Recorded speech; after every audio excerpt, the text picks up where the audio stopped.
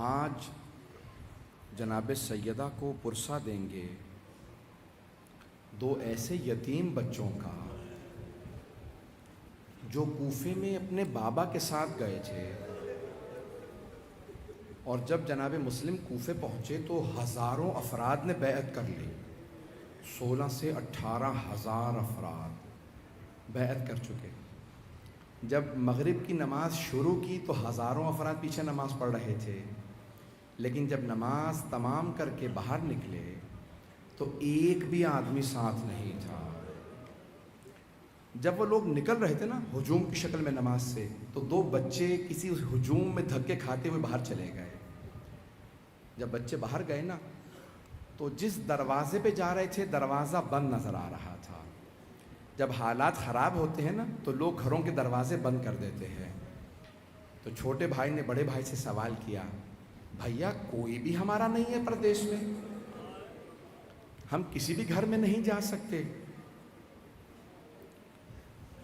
تو بڑے بھائی نے کہا، ہمارے بابا ہمیں کچھ دیر میں تلاش کر لیں گے۔ رات گزر گئی، صبح کا دن نکلا تو آوازیں آ رہی تھی، مارو مسلم کو، قتل کر دو مسلم کو۔ تو ایک چھوٹے بھائی نے بڑے بھائی سے پوچھا، بھیا یہ کون سے مسلم سے متعلق باتیں ہو رہی ہیں؟ تو بڑے بھائی نے ایک مرتبہ آنکھوں میں آنسو آ کے کہا، بھیا یہ ہمارے بابا کی بات نہیں ہو رہی۔ جب وہ رونے لگے نا تو چھوٹے بھائی نے کہا، بھیا آپ کو تو جھوٹ بھی بولنا نہیں آتا۔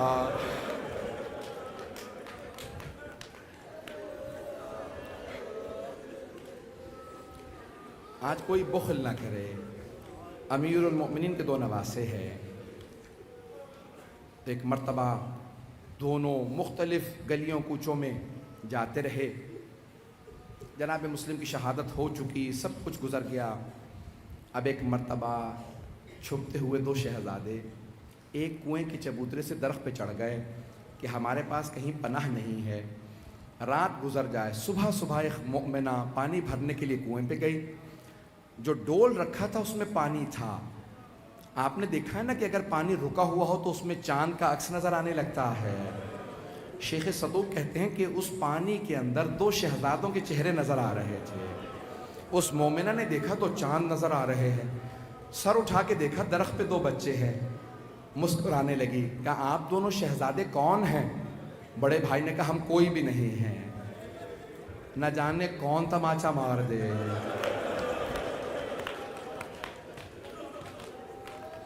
اس مومنہ نے فوراً کہا، آپ دونوں مجھے بتائیے آپ دونوں کون ہیں؟ چھوٹے شہزادے نے کہا، ہم دونوں مسلم ابن عقیل کے یتیم ہیں۔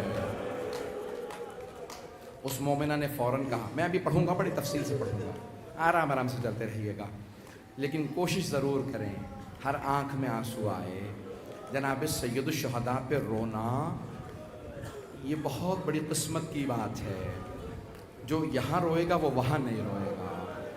تو ایک مرتبہ بس بھائی ایک مرتبہ اس مومنہ نے کہا، آپ دونوں میرے ساتھ چلیے، میں آپ کے جد آپ کے نانا امیر المؤمنین کی ماننے والی ہوں۔ دونوں ساتھ چلے گئے، اپنے گھر لے گئی، فوراً کھانا دیا، پانی دیا، ایک حجرے میں لے گئی، کہا کہ آپ دونوں یہیں بیٹھے رہیے گا، آواز نہ کیجیے گا، کوئی بات نہ کیجیے گا۔ یہ نہیں بتایا میرا شوہر ظالم ہے، عبید اللہ ابن زیاد کے ساتھ ہے، نام حارث تھا اس ملعون کا، تو کہا آپ یہاں پہ رہیے گا۔ جب رات ہو گئی دونوں شہزادے سو گئے، ایک مرتبہ حارث گھر آیا، اس کی بیوی نے پوچھا کیا بات ہے، کہاں تھے سارا دن؟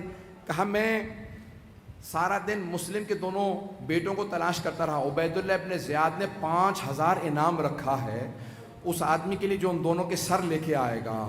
ایک مرتبہ اس مومنہ نے کہا، توبہ کر، خوف کھا اللہ کا، وہ علی کے نواسے ہیں، ایسی باتیں نہ کر کے ان کے سر قلم کرے گا۔ کہا نہیں مجھے 5000 چاہیے۔ کہا کہ نہیں توبہ کر، بس بھائی کچھ دیر کے لیے سو گئے۔ اچانک دونوں شہزادوں نے خواب دیکھا کہ مولا امیر المومنین آئے ہیں، اور خواب میں آ کے دونوں شہزادوں سے کہتے ہیں میرے پاس آ جاؤ، میرے بچوں میرے پاس آ جاؤ۔ دونوں نے ایک مرتبہ آنکھ کھلی تو ایک دوسرے سے ذکر کیا، دونوں رونے لگے، سمجھ گئے یہ ہماری آخری رات ہے۔ بس جیسے رونا شروع کیا نا گلے ملنے لگے، تو ایک مرتبہ حارث کی آنکھ کھلی، اس ملعون نے کہا کون ہے گھر میں؟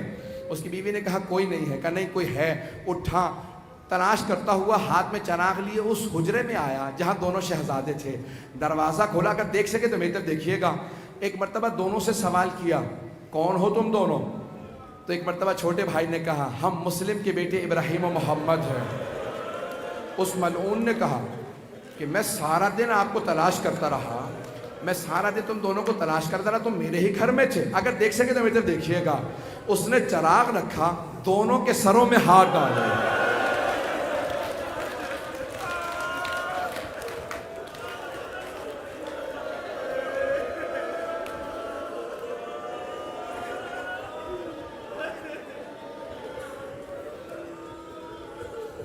بس ایک مرتبہ اس ملعون نے دونوں شہزادوں کے سروں میں ہاتھ ڈالا, بالوں سے پکڑا. جیسے ہی ہاتھ ڈالا نا سر کے اندر تو اس نے فوراً کھینچنا شروع کیا. بیوی نے آ کے کہا چھوڑ دے, یہ علی کے نواسے ہیں. کہ نہیں, مجھے عبید اللہ ابن زیاد کا انعام چاہیے. دونوں کے ہاتھوں کو باندھا, اپنے غلام سے کہا میرے ساتھ چل. بیوی روکتی رہی, ساتھ جانے لگی, بیٹا بھی ساتھ چلا. ایک مرتبہ کوفے سے باہر نکلا, فرات کے کنارے آ گیا. اپنے غلام سے کہنے لگا دونوں کے سر قلم کر دے. غلام نے کہا میں نے اپنی زندگی میں اتنے خوبصورت بچے نہیں دیکھے, میں ان بچوں کو نہیں مار سکوں گا.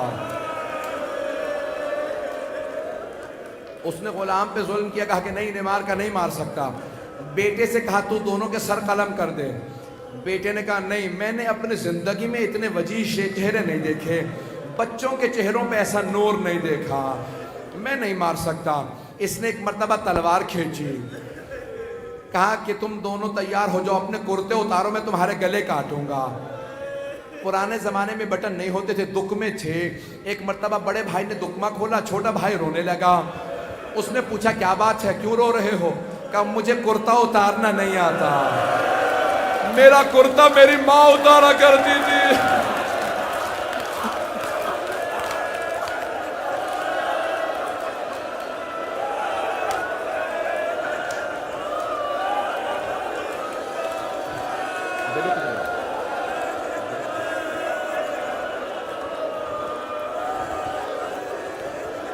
ابھی زیارت برآمد نہیں ہو, میں مصائب پڑھوں گا, مجھے معاف کر دیجئے گا.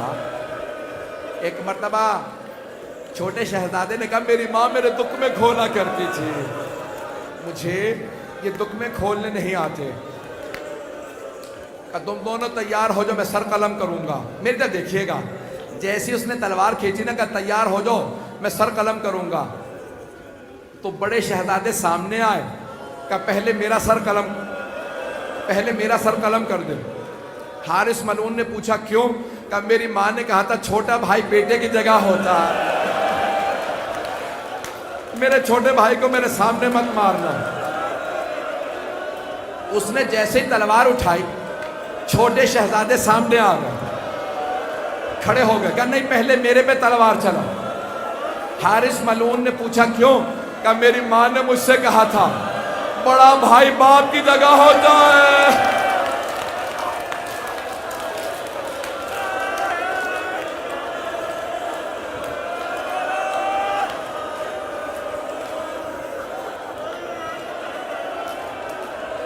اس ملعون نے تلوار کھینچی, کہ دونوں تیار ہو جاؤ, اگر دیکھ سکے تو میری طرف دیکھیے گا. کہ دونوں تیار ہو جاؤ. ایک مرتبہ دونوں شہزادوں نے ایک دوسرے کی گلے میں باہیں ڈالی. اس نے تلوار کھینچی, تلوار چلائی, دونوں کے سر جدا ہو گئے.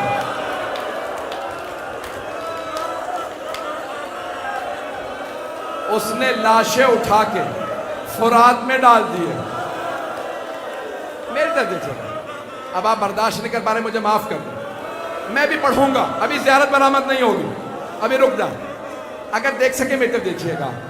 اس نے ایک مرتبہ دونوں کے سر اٹھائے, ایک کپڑے میں سر باندھ دیے, زمین پہ سفید کپڑا بچھایا, دونوں کے سر رکھے, سر باندھے. ایک مرتبہ سر اٹھا کے عبید اللہ ابن زیاد ملعون کے پاس گیا. عبید اللہ ابن زیاد نے کہا کیا لے کے آیا ہے, یہ سفید کپڑا سرخ کیسے ہو گیا؟ کہا میں مسلم کے دونوں بیٹوں کے سر لایا ہوں. کہا ذرا کپڑا کھول, مجھے سر دکھا. سارا دربار کھڑا تھا.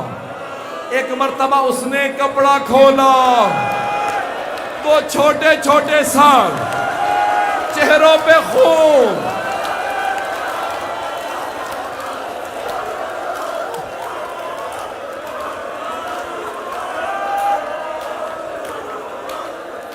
نہیں مجھے معاف کر دیں، لیکن میں پڑھوں گا. میں نے سارے فضائل اسی لیے چھوڑ دی تاکہ مصائب پڑھ سکوں. ہاتھ جوڑ کے کہتا ہوں ذرا 2 منٹ سانس لے لیں. عبید اللہ ابن زیاد نے کہا ان کے چہرے اتنے سرخ کیوں ہیں؟ پوچھا ان کے چہرے اتنے سرخ کیوں ہیں؟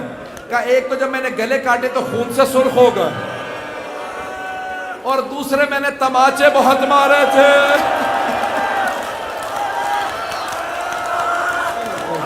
نہیں رک جاؤ،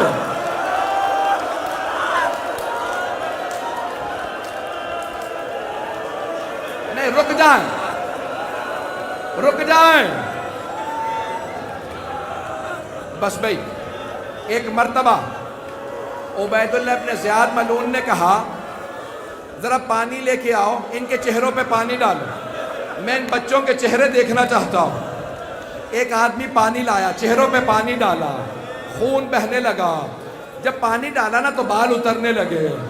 عبید اللہ ابن زیاد نے پوچھا کیا بات ہے، ان دونوں کے بال کیوں اتر رہے ہیں؟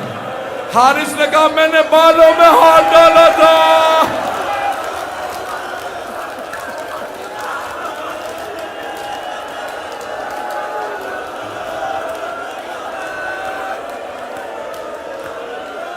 رک جائیں.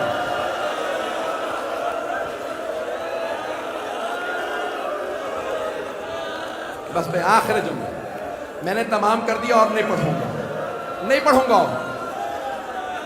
ایک مرتبہ سارا دربار کہنے لگا یہ ابن زیاد و زیاد کے بیٹے، ہم نے اتنے پیارے بچے نہیں دیکھے. میں نے سارے مصائب چھوڑ دی. بس نہیں اور نہیں روئے. 2 جملے سن لیجئے. بس بھائی عاشورہ گزر گیا، 13 محرم آئی، ساری بیویاں مولا سجاد کے ساتھ کوفے پہنچ گئی. جیسے ہی کوفے کے دروازے پہ بیویاں آئیں نا، ایک مرتبہ پتھر آنے لگے. سارے لوگ پتھر مار رہے تھے، بیویاں رو رہی تھیں، لوگ پتھر مار رہے تھے. اچانک کوفے کے دروازے سے آواز آئی السلام علیکہ یا ابا عبداللہ.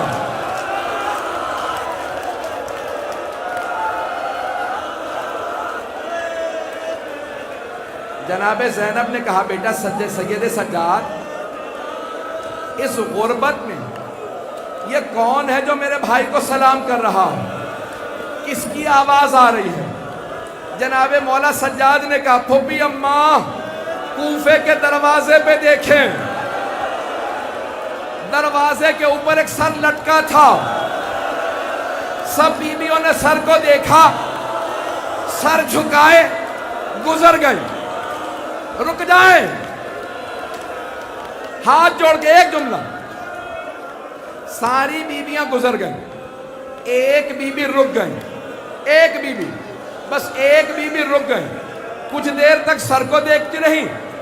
بیوی کا نام رقیہ بتایا جاتا ہے.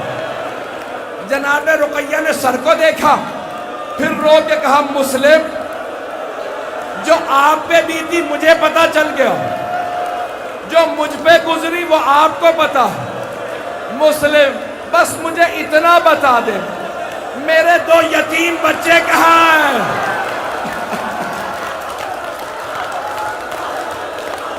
ماتم حسین